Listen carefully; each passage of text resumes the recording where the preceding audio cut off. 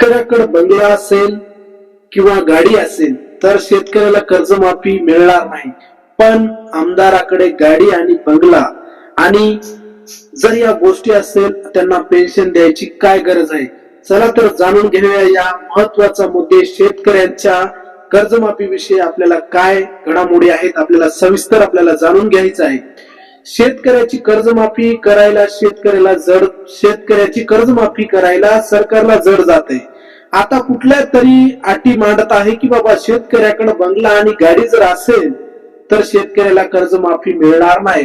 अल्पभूधारक जे शेतकरी आहेत ज्यांना खरंच गरज आहे तो गरीब आहे त्यांनाच कर्जमाफी मिळणार आहे असा माननीय बावनकुळे साहेबांनी असे प्रश्न उपस्थित केलेले आहेत। खरंच शेतकऱ्यांना आता शेतकऱ्याची इतकी मोठ्या प्रमाणामध्ये अतिवृष्टीच्या माध्यमातून नुकसान झाले तरी पण आता यांनी कुठले निकष लावलेले आहेत की बाबा शेतकऱ्याकडे गाडी आणि बंगला जर असेल तर त्या शेतकऱ्याला कुठल्याही प्रकारची कर्जमाफी देणार नाही। त्यांच्याकडे लाखो गाड्या आणि लाखो बंगले आहेत तरी यांना पेन्शन देतात। आपल्याला सविस्तर जाणून घ्यायचं आहे आता नेमकं काय म्हटलेले आहेत आणि कशा पद्धतीने आपल्याला चला तर आपण जाणून घेऊया शिवाजी क्लासेस ऍग्रीकल्चरच्या माध्यमातून। शेतकऱ्याकडे गाडी बंगला असेल तर कर्जमाफी मिळणार नाही, मग आमदार खासदारांना पेन्शन का? शेतकरी नेते न्याय कुणाला देणार आहेत याकडे सर्व शेतकऱ्याच्या आंदोलनाचा मोठा इशारा देण्याचं काम सरकारने केलेले आहे। शेतकऱ्यांना नाही, नेत्याला नाही, नेत्याला का हा कुणाला न्याय देणार आहे असा प्रश्न निर्माण होत आहे। जर शेतकऱ्याकडे गाडी किंवा छोटासा बंगला असेल तर सरकार म्हणतंय तुला कर्जमाफी मिळणार नाही, पण आमदार खासदाराकडे करोडोची संपत्ती असताना त्यांना आयुष्यभर पेन्शन मिळते। हा कोणता न्याय आहे? सरकारला जवाब विचारणारा एक शेतकरी पुत्र विचारत आहे। मित्रांनो आपल्याला बोलणार आहोत शेतकरी आणि राजकारणी यांच्यातील हा मोठा अन्यायाबद्दल आपल्याला आवाज उठवायचा आहे। शेतकरी दिवसभर उन्हात काम करतो पण त्यांच्या हक्कासाठी अजूनही संघर्ष करावा लागतो। कर्ज वाढतंय, शेतकऱ्याची आपत्ती, उत्पन्नाचा योग्य भाव नाही। एकाच शेतकऱ्याचे कर्ज काढून शेती केली आहे पण पाऊस आला की पीक गेलं आहे। त्याकडे एकही जुनी गाडी असेल तर तो श्रीमंत ठरला जातो असा सरकारला जॉब विचारणारे शेतकरी आहेत। सरकारला काही वेळ कर्जमाफीसाठी अटी घालतो जसे की उत्पन्न, मालमत्ता, आणि हा निर्णय खरंच न्याय आहे का? आमदार खासदाराला तुलना करायची बाजू आली तर आमदार खासदाराचा बंगला आणि गाडीकडे कुठल्याही प्रकारचं शासन दुर्लक्ष करते, पण शेतकऱ्याकडे जर गाडी आणि बंगला असेल तर कर्जमाफी मिळणार नाही।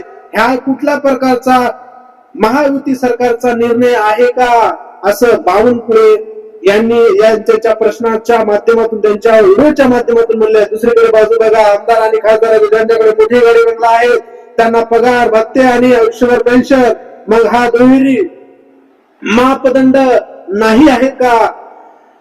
आज अनेक शेतकऱ्यांच्या रस्त्यावर उतरले आहेत ज्यांना एकच मागणी आहे, आम्हाला न्याय द्या। हा फक्त कर्जमाफीचा मुद्दा नाही, हा सन्मानाचा प्रश्न आहे। आणि तुम्हाला काय वाटतंय, जर शेतकऱ्याची गाडी असेल तर त्यांना मदत नको का? आणि नेत्याची पेन्शन चालू ठेवली तर योग्य आहे का? त्याच्यामध्ये तुम्ही कमेंट बॉक्स मध्ये सांगा की नेमकी तुम्हाला शेतकऱ्याची कर्जमाफी बंगला आणि गाडी असेल आणि आमदार खासदाराकडे त्यांच्याकडे गाडी बंगला असेल तर त्यांना पेन्शन ठेवायला पाहिजे का? तुम्ही कमेंट बॉक्स मध्ये नक्की तुम्ही सांगा, तुमचं मत नक्की मांडा।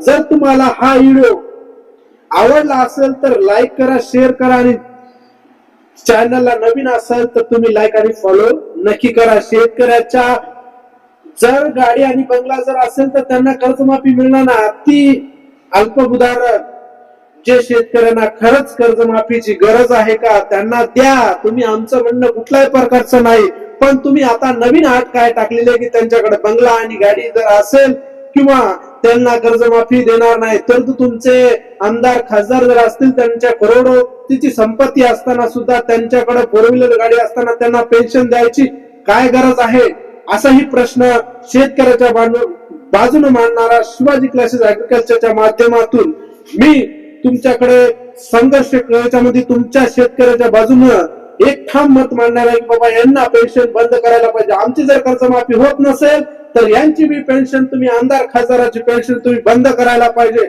असा मी या युट्यूब चॅनलच्या माध्यमातून सांगण्याचा मी प्रयत्न करेन. आणि हा जास्तीत जास्त हा व्हिडिओ शेअर करा, लाईक करा आणि शेतकऱ्यापर्यंत पोहोचवते काय यांना सरकारला कळायला पाहिजे की बाबा नेमकी शेतकऱ्यांना कर्जमाफी करण्यासाठी या अटी मान्य आहेत का नाही याकडे सर्व शेतकऱ्याचं लक्ष केंद्रित झालं पाहिजे आणि सरकारकडे याचं लक्ष केंद्रित झाल्याचं काम करण्याचं काम आपण या युट्यूब चॅनलच्या माध्यमातून करणार आहोत. हा जास्तीत जास्त व्हिडिओ शेअर करा आणि लाईक करा आणि फॉलो नक्की करा. अशाच नवीन व्हिडिओ बघण्यासाठी आपल्या शेतकऱ्याचा आवाज उठवण्यासाठी आपल्या चॅनलला फॉलो नक्की करा.